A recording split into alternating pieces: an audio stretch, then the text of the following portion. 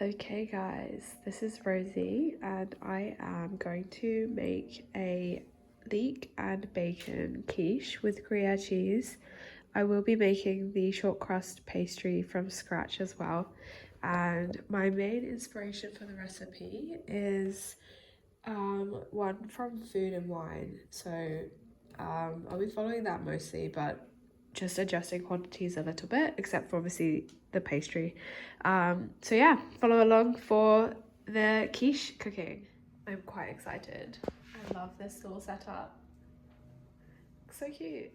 Alright, so first things first, you can sharpen your knife. I never normally do this, but my brother-in-law used to want to be a chef, and whenever he comes around, he always, first things first, he sharpens the knife. So I'm gonna try that. Maybe it will make cooking my leeks a little bit easier. Cutting, I mean. But make sure you wash your vegetables before you use them, because they might be covered in mud or pesticides or dust from the warehouse and the journey to get here. Also, try and get your hands on a wooden chopping board, because these are just like, they're so aesthetic, having a slab of wood in your kitchen, and there's no plastic, and it's, yeah, just, I never used to have one until recently, and I really like it. Lovely washed leeks. 2 leeks are chopped. Today I decided to chop up the bacon, but sometimes I cook it in rashers and then chop it up. So let me know how you prefer to cook your bacon. I obviously use scissors, but do you use a knife to chop it up into little pieces? Interested to know. I forgot that this recipe requires a food processor, which is handy because I do have this Breville one. It's just really good. I only really use it for hummus, chopping up loads of vegetables for, say, a batch cooking of bolognese. Yeah, I'm sure you can make pastry without one, because surely that's what, you know, in the olden days, that's what everyone did. They didn't have electricity. But luckily, this should speed things up. I'll let you know how the pastry turns out.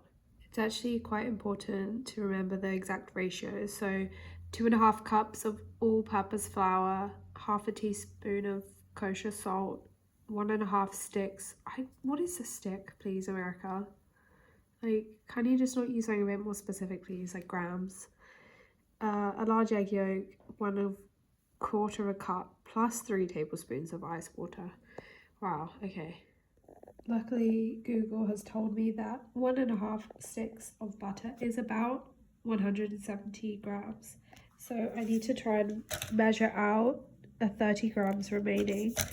There is a little guide, so I can just go a little bit more than that with a knife. And let's see if I can guesstimate it or calculate it correctly. Ooh, okay. Bear in mind, some of the weight will be packaging. She'll be alright. A fact about our family is that we only cook with extra virgin olive oil, so just a high quality one. Olive oil is going to be good for you. Occasionally there'll be a sesame oil if I ever cook Asian, which I hardly ever do because it's too hard. I wish I could though. So just heating up some oil, not too much, because then I'm going to fry the bacon and leek in the pan. Should be good. And I'm just cooling the butter down in the fridge because I realised I left it out a little bit too long. So just doing that. And I've got my egg yolk here, ready for the pastry. And I'm about to grate the Gruyere cheese as well. So that's got its own little plate. What I find quite good, if you can, kind of just weigh out all your ingredients first, and then it's just easier to come together. It feels a bit more romantic and calming rather than just a chaos. Like doing it all up front is a good idea. Quickly prepare to turn your volume down.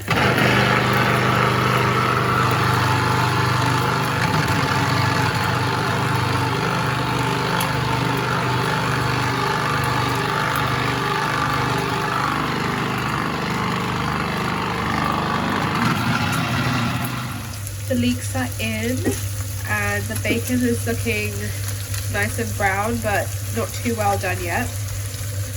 This will just fry off and reduce in size, get some lovely flavour from the bacon.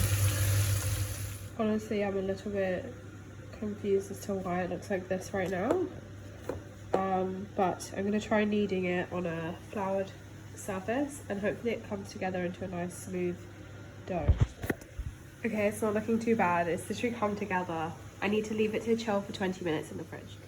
I also didn't realise that this recipe yields 2 quiches and I only wanted 1. So what I'm going to do is cut it in half and freeze 1 disc, I think it's called, based on those recipes I've been reading. And then at least in the future, I've already done some of the legwork. I won't have to wash up the food processor again, and can just either make a pie or a quiche. So good.